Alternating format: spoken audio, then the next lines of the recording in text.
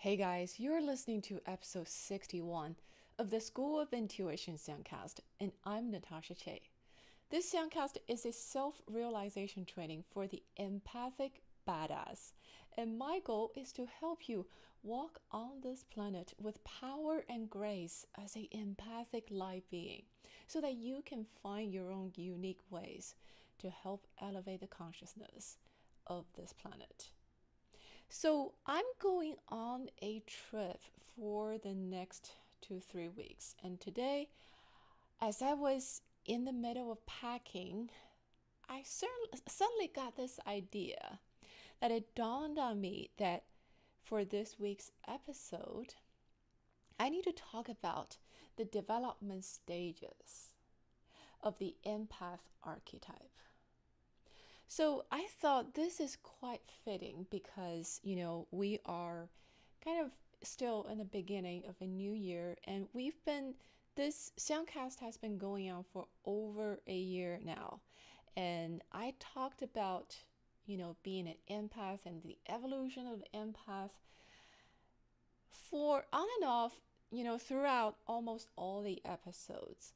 But I feel like, to summarize, not to summarize, but, it's like to put it in the context of the development of a archetype, a empath archetype.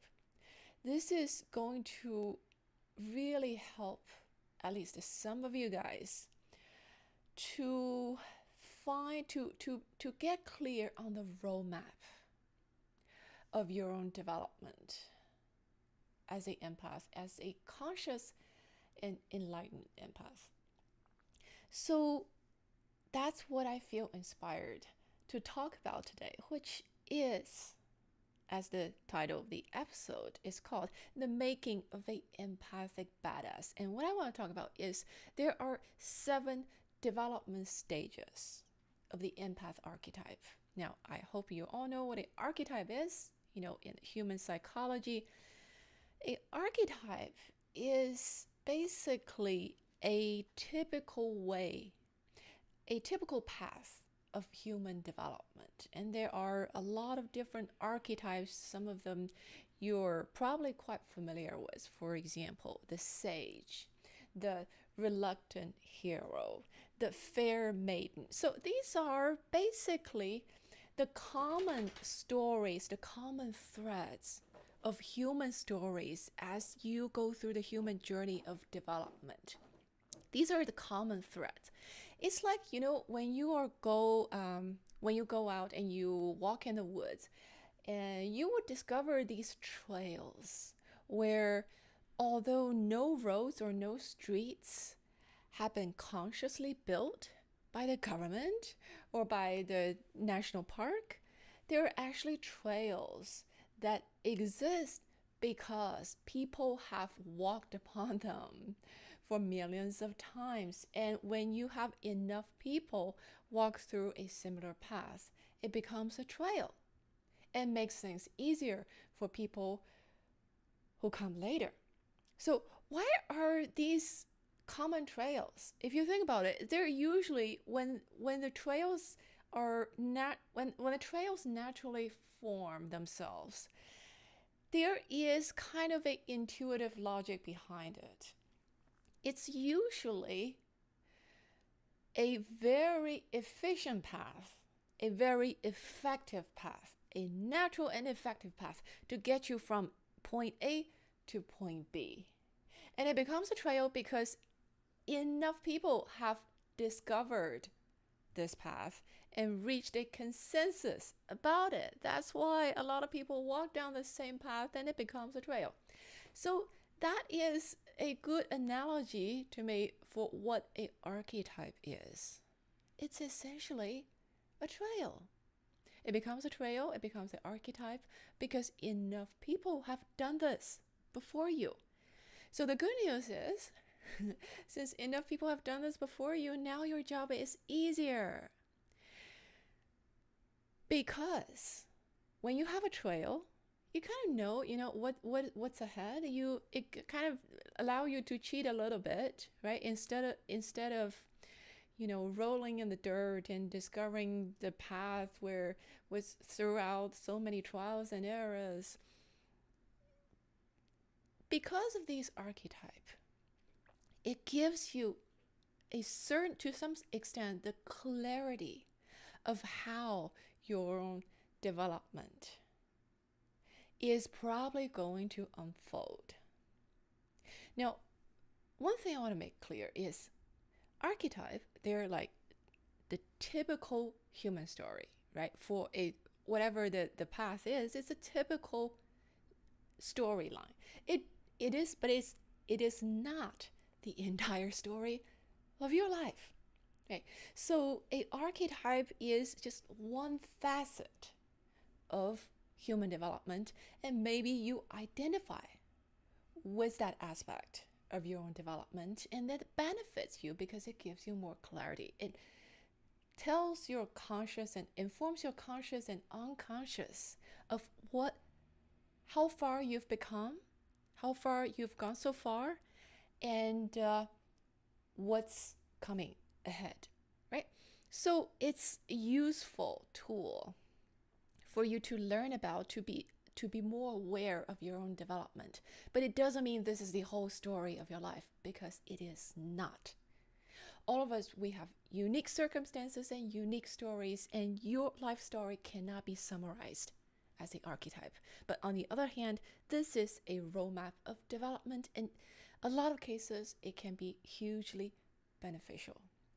And for one thing, there is a one benefit of knowing a specific archetype that you feel an affinity with, is that it allows you to see how far you've come, how much you have accomplished, and what is the purpose of this journey, and where you are headed, especially in circumstances or in some kind of in internal situations when you feel confused, frustrated, not sure where this is going, or you're impatient, disappointed with yourself, or you think this is not going fast enough. I cannot tell you how many people have told me, well, I'm still struggling with this and this patterns. I thought it should be gone by now already.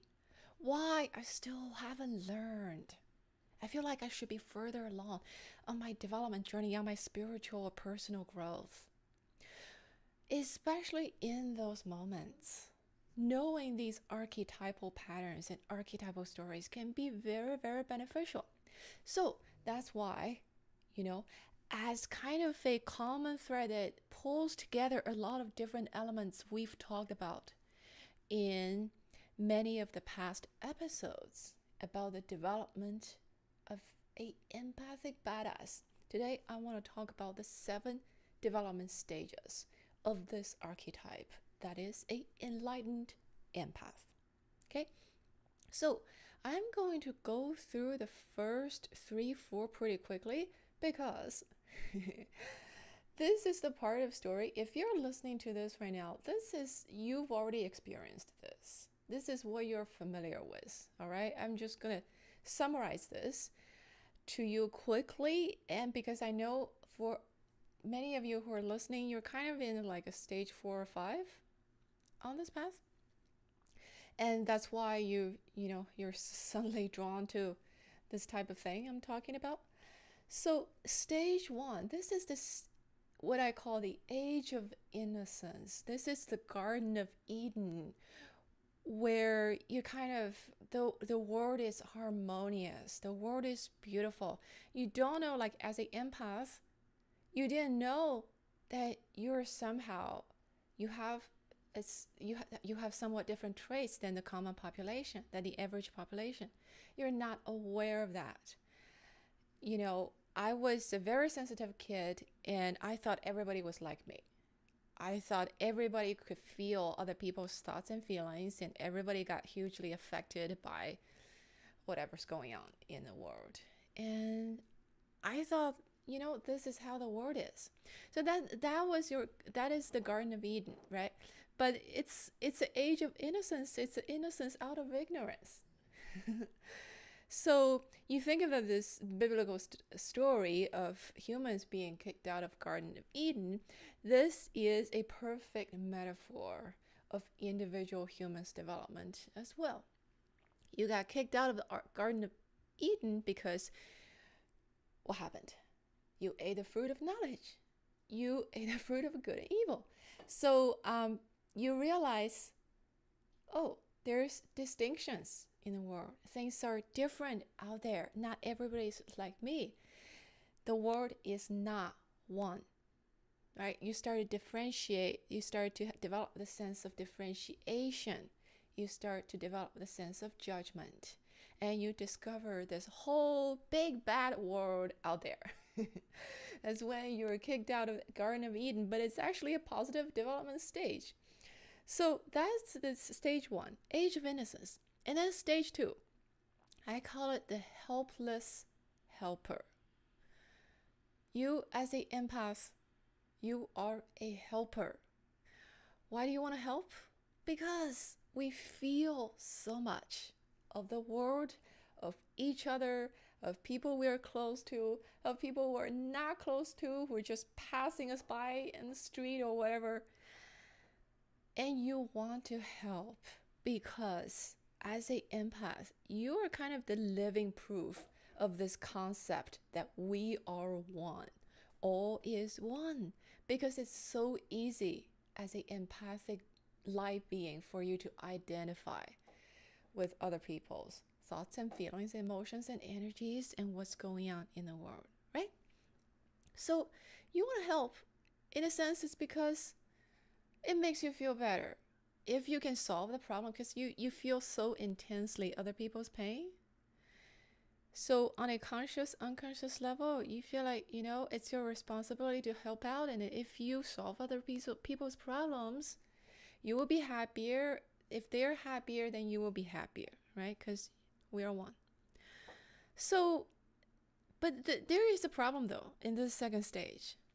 Oh, by the way, that's why so many empathic beings, we are people pleasers, because all we want to do is to make other people happy. Okay, so on the downside of this, this is a stage where you're also very impressionable, easily influenced by other people's stuff.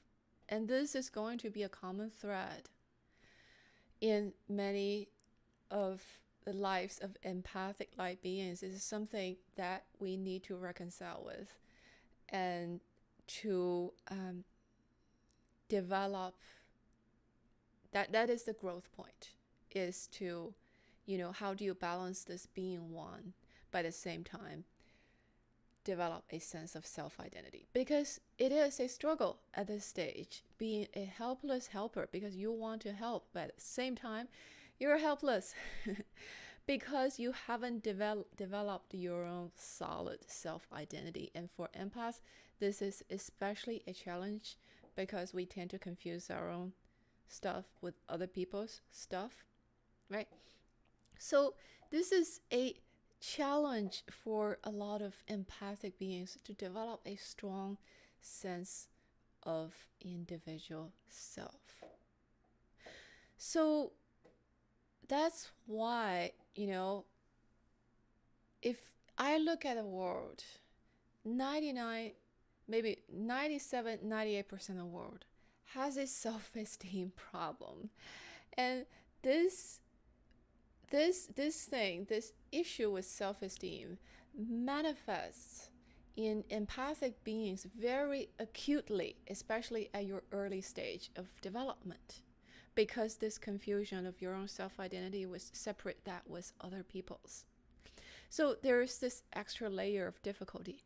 And also because you feel into the rest of the world so much more, you take on the self-esteem issues of other people, of the entire world, right?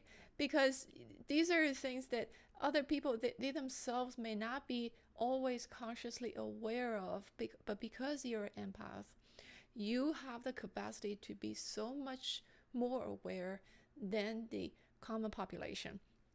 So it kind of, it's a double-edged sword, right? You feel so much more and you take on the difficulties from other people.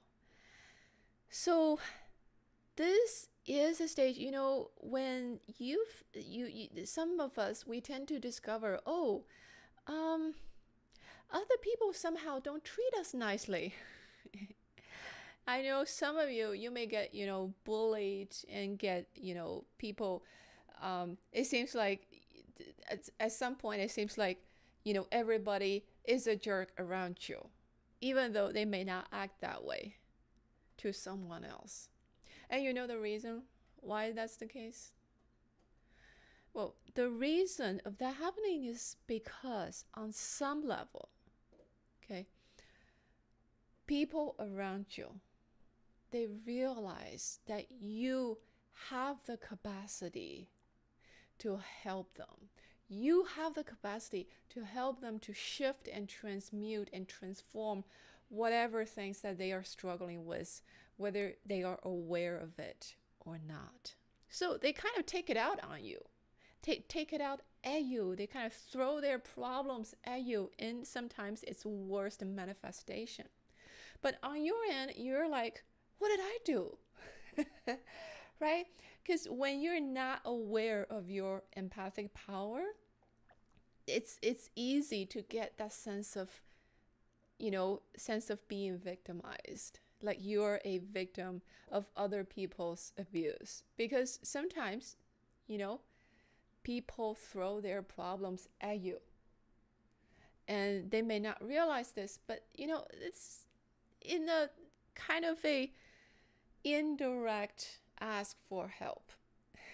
But at this stage, when you don't have that solid ground of who you are, your own self-identity, it's difficult for you to actually effectively help other people.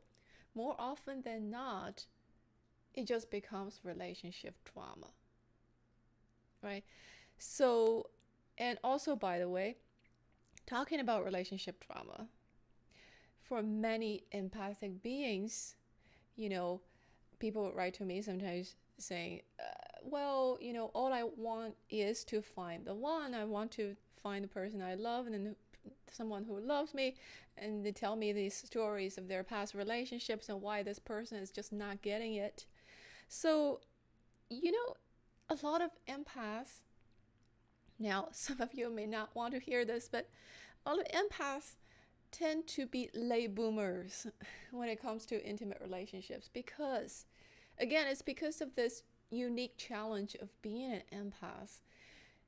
This challenge of establishing yourself as a solid, separate individual identity aside from this other person. This is a challenge. This is something that we need to grow from and, learn our power from. So a lot of times, these relationships that come into your life early on in your development stage, they tend to be learning lessons, like huge practice sessions for you to discover your own grounded identity. So that's why, many empaths tend to be late boomers, in the sense that your kind of the real deal relationship will come later in life, although this is definitely, not a rule. So that's stage 1. And stage 3, what I call building the shield. This is when you discover, oh my God, I'm really different from other people. But it's not like the good different. It's not like I'm cool. This is like, oh, this is such a burden. I'm such a burden because I'm so dramatic. I'm, so sensitive. Why am I not like other people? So this is, and also you start to discover that you can easily get hurt in the interactions with other people. Even if it's not someone's intention to hurt you, it's because you feel everything so intensely. So this is when a common practice for empathic beings to build a shield, to build the walls around you. Now, this is not all I've said so far, not limited to being empath. These are, I would say universal human patterns of how we learn to deal with things. However, when you're an empath, these patterns come out so stereotypically, let's say, it comes out so strongly. It plays such more important development role in your life. So, but they're definitely not limited to, these are not like unique traits of empaths. These are common experiences experienced by a lot of people. So you start to build those walls around you because, it's dangerous out there. It's, you're vulnerable out there. So you start to put people at arm's length. And, I'm so good at this. And I spent basically all my teenage years and most of my 20s in this stage is, I figure there must be something wrong with me, right? Why am I being so sensitive? Why do I feel different from other people? So I try to hide it. And also I try to, avoid being hurt, avoid being kind of uncovered by other people, right? So now for people who are on a spiritual path, there seems like everybody thinks it's a virtue to be open. You go to yoga class, they teach you heart opening exercises and they're supposed to be good for you, right? Open your heart. Come on, embrace the world. It's a great thing. It's like a enlightened act. So, but this is something, I feel this is a misconception that we need to correct, which is whatever stage that you are going through is really the proper stage that you need to go through at the time. So if you're at a stage where you need those walls to protect you, they are there for a very good reason, and they are there to protect you. That's their functions, and that's a good purpose. They're serving a good purpose. And underneath all that is the truth that you need that space for yourself. You need that space to tend to your own development. You need that personal space to not feel overwhelmed by the world around you. So those walls are put in place for very good reasons, and they're beneficial at that particular stage of your life, so that you can have a relatively peaceful environment to tend to your own growth.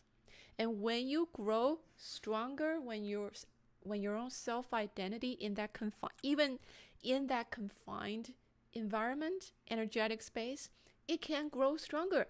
And when it grows stronger, you're ready for the next stage. Which brings me to stage 4, which is dissolving the shield.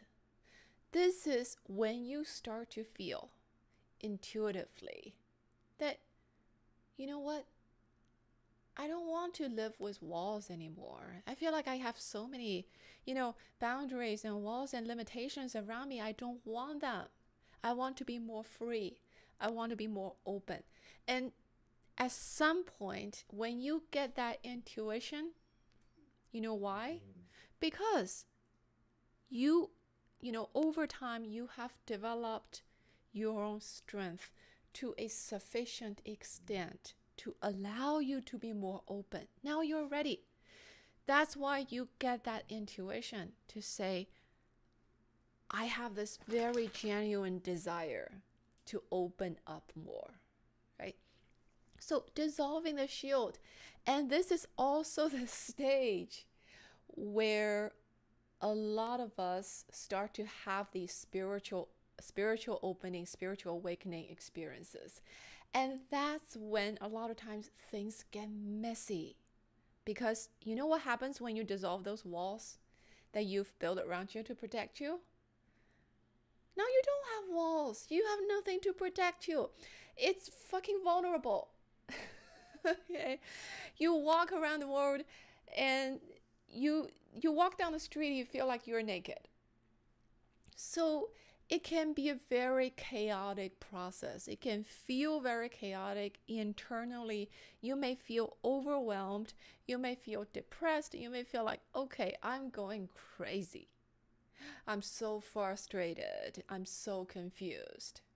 Right? So people would tell me, Natasha, I am going crazy. I think I'm going crazy. Nothing in my life makes any sense anymore.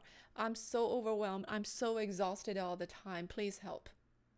So that is part of that side effect of dissolving your kind of original old scaffolding of your self-protection system. And that is the side effect of that. And it's kind of a messy period, but just know that this is only a phase. This is what happens when you kind of reconfigure your energetic structure so that you can expand more. You're dissolving your existing structures, existing protection mechanisms, so that something bigger and more beautiful can emerge, can grow out of it. Because the structure you had before was too small and too limited. But just in this transition period, things are not looking so good on the surface. Okay? But on the other hand, there's a plus side. The plus side is at this stage, you start to discover, okay, I have a divine connection. I have a connection with the source. You may not always have the perfect language to describe what it is, but you're feeling different. You're starting to tap into something that feels very different than the ordinary mundane life. Okay, you start to discover your source connection. Now, in the last episode 60, I talked about the distinction between the dimension of phenomena, which is the human world of stories and emotions and logic and energy, and the dimension of the source. So if this is something that, make you perk your ears, you may want to go back to listen to that one. Okay, so you just start to discover your source connection, and that also enhances your intuition, enhances your sense of direction. It's kind of divinely inspired sense of direction. You may feel like on one hand, you don't know what you're doing with your life, and everything is a total mess, and you are a total mess emotionally, energetically. You're exhausted. You're like, for those of you who are women, you used to have like a week in a month when you feel hormonal. Now you seem to feel like hormonal all the time. Right? So those are side effects of when you start to dissolve your shield, dissolve your existing structure of existence. This is also the stage where you start to really grow your strength in the middle of all that chaos. Because it's essentially, the universe is saying, well, you know what? They're ready. They may not think they're ready, but they're actually ready to dissolve their existing structure and build something new. So I'm just gonna throw this person into the deep end of the pool, so they either sink or swim, and they won't sink. You will not sink. Okay, you will learn to swim, but it may be a struggle. So it's that kind of sink or swim situation. It forces you to develop your inner strength, to grow your own grounded sense of self. And this may also be the stage when a lot of empathic beings, you start to discover your own power. You start to discover this power of being an empath. You start to discover, okay, you have an effect on other people, and you can do things for other people. You can heal, you can transmute, you can transform, whatever. This is your special This is your special skill, and not everybody has. Okay? So, and as you dissolve your existing structure of human existence, that skill will only grow stronger which we will talk about for the next two stages. So essentially, as a empathic being, you are kind of like a automatic air purifier, so to speak, because wherever you go, you even out, you kind of transmute and transform the energy around you. And this is something when you first realize this is what's going on. Many of us, we're not happy about this at all. We're kind of, the ego goes into this victim mentality, right? Because it's overwhelming. You feel like, oh my God, I'm not like savior of the world. Who am I to take on this huge burden? And why am I supposed to take this on for other people, right? Because it's uncomfortable, it's messy, it's painful a lot of times. So sometimes we feel victimized by this path because we feel like, okay, why me? I'm just this little small human, Natasha. So this is something that when this happens, if this happens to you, if you have these thoughts, just know that, first of all, whatever thoughts that come up to you, give it love, give it space. It's there for a good reason. And that reason is usually when you are processing a lot of the things that you are working through in yourself. And they are there as a manifestation of whatever you are working through. And they rises up to your conscious awareness only so that you can acknowledge them, so that they can move on. So when you have all these, negative thoughts about yourself, about, what am I doing here? It's okay. It's totally fine. At this stage of your development, they are only here for you to acknowledge. And this is totally necessary. You need to acknowledge these thoughts and acknowledge that they have a right of presence in your consciousness. They may be your ugly brain children, but they are your children nonetheless. So the bottom line is, don't freak out. If you're experiencing any of those, things that are not deemed positive at this stage of your development. So at stage 5, after enough, you kind of sort things out inside of yourself, you're thrown into the deep end of the pool and you sort of started swimming, started to figure out the new landscape of your new existence. Okay. That's when you are called to step into the stage 5 of the empathic archetype, which I call discovering your center.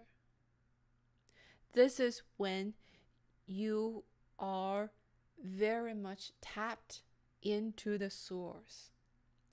You kind of start to learn to straddle between the dimension of phenomena and the dimension of source, and you realize your strength. Your superhuman power comes from the latter. So you have one foot in each world. And it's something very strange to experience because you start to realize, okay, not everybody on earth live this way. Actually, most people don't live this way. But that is your path. And it's a very blessed path.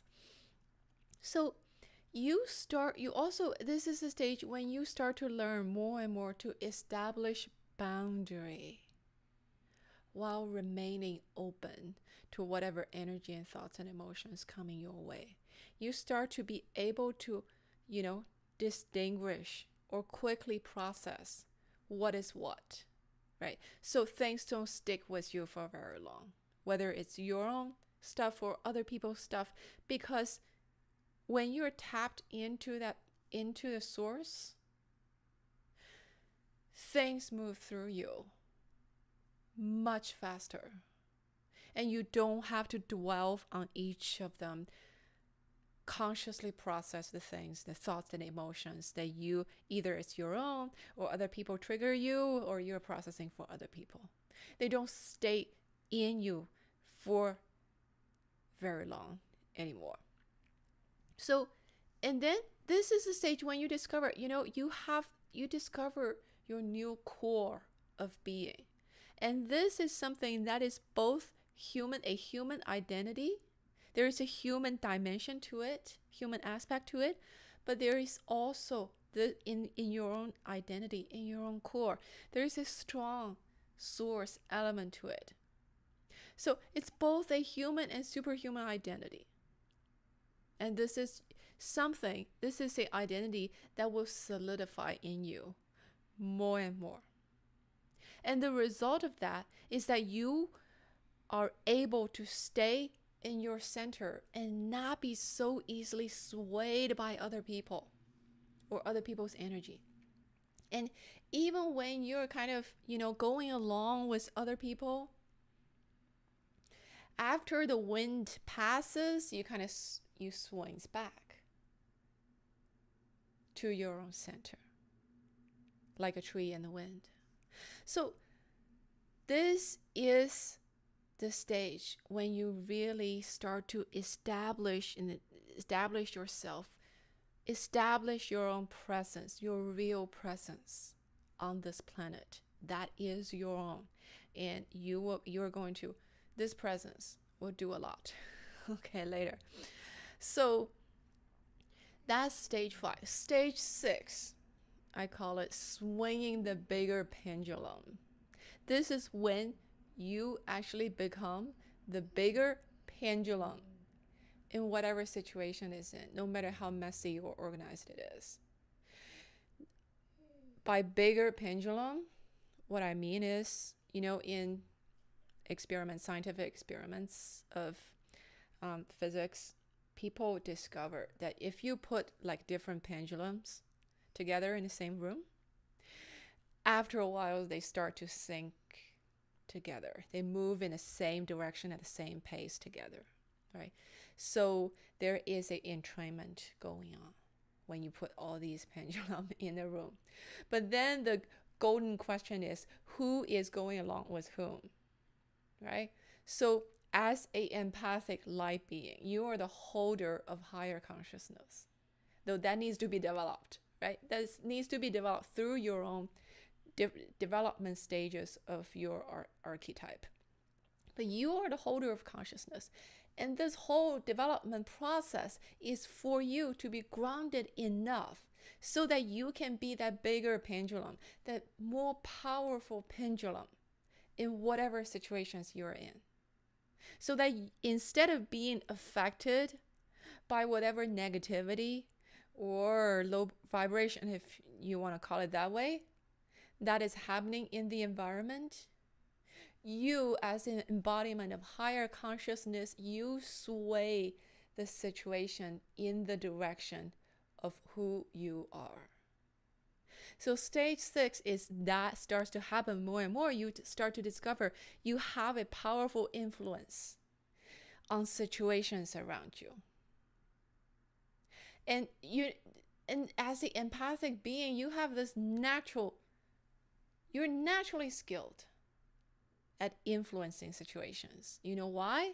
Because, again, we talked about earlier, you are the living proof that we are one, because you are so good at becoming one with other people and other situations.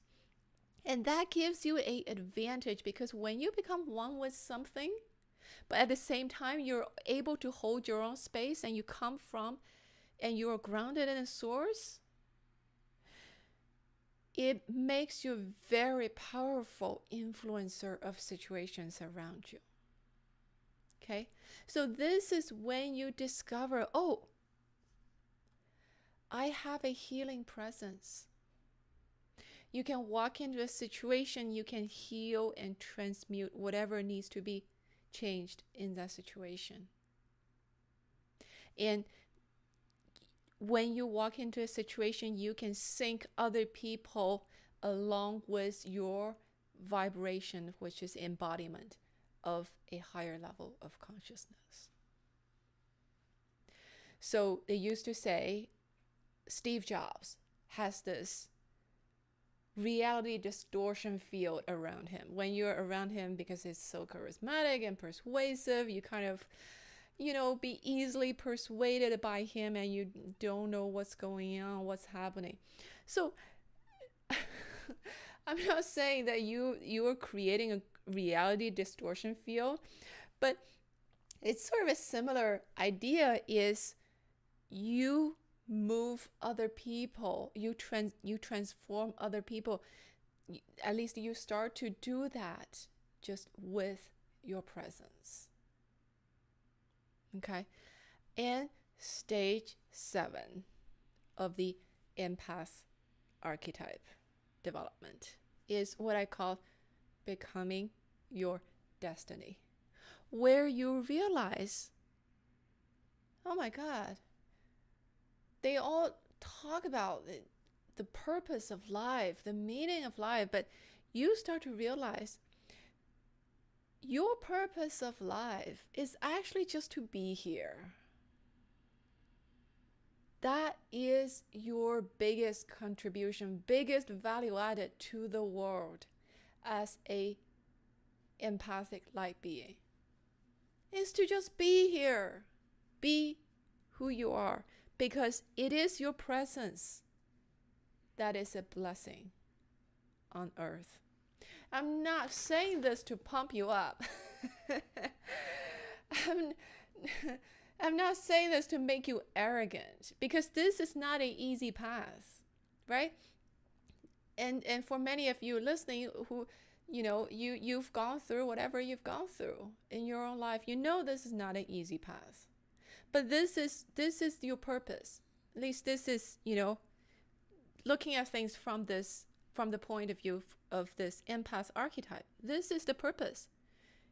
Your purpose of life is not, okay, I'm going to create this beautiful thing. I'm going to, start an empire. I'm going to create this organization, or start a war, or end world hunger, or donate a bazillion dollars to charities.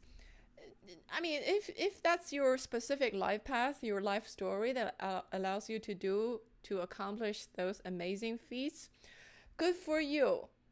However, nothing beats your presence on the planet. And that's seriously, literally your biggest contribution to this world is just being authentically who you are as an empathic light being, because your presence alone brings blessing and brings healing and equanimity to this planet. And also, this is a stage when you start to realize, oh, I'm on earth, yes, I'm present on earth, absolutely, but I am a permanent resident elsewhere. And that elsewhere is the source dimension. And you become a permanent resident of the source dimension. And you still have a manifestation of your presence here on this dimension of phenomena. So that is the stage when you are both deeply in touch with humanness. On the other hand, you transcend all the structures and trials and tribulations that comes along with humanness. So these are the 7 stages. 7 development stages of the empath archetype. Now, a few things I want you to know. First of all, I already talked about this at the beginning. This is not the entire story of your life. This is one aspect. Archetype is this archetypal aspect of your life as a empathic light being. Okay? And it does not matter how old you are, how young you are. I cannot tell you, okay, by age 15, you should be at this stage. By age 50, you should be at a different stage. It doesn't matter. Everybody's timeline is different, and your timeline is perfectly designed for you. And this is something that a lot of us, struggle with, because we tend to, do the interhuman comparison. We look at other people, okay, what have they been doing? All right, they've been doing this and this and this. It seems like a common pattern. Why have I not been doing that? It must be something's wrong with me. There's nothing wrong. There's nothing wrong with where you are. There is no hurry at all, because every of these steps are necessary. I cannot tell you a timeline of how long you're going to spend in each step, because essentially you're going to spend the time that is the right time, the sufficient time for you to move on to some other stage. So please trust your own timing. I know this can be hard sometimes, and this is something I remind myself all the time too, is, you're always on the perfect timing, essentially. And everything is here to help your development. So, and also, last thing I want to mention is there can be multiple stages happening all at once. You can be straddling across 2 or 3 different stages, and one day you feel this way, next day you feel like, oh my God, I relapsed or something. That is totally normal. Okay, don't feel like, oh, I'm such a disappointment, oh, I will never grow. That's not true. That is totally not true. Usually, especially when you feel like, okay, there's nothing going on, I'm not growing, nothing's happening on the outside in your conscious awareness, especially those times, huge things are happening in the background, so that you can, so that the next stage of your development can unfold in the external world. So those are a few things that I just want to remind you of. Again, I will be traveling for the next 3 weeks, so I don't think I will be able to make new episodes for the next 3 to 4 weeks. So I'm going to actually get back to packing for my trip right now, but I'm so glad we get to talk about this, the 7 development stages of the empath archetype, because I feel like it ties together a lot of the loose ends that we kind of talked about here and there throughout this soundcast. And I hope you find this useful. And again, thank you for making this soundcast part of your weekly routine. And if you have not joined the Empathic Badass Tribe, go to natashache.com/school and join us. Okay? And I will see you next time.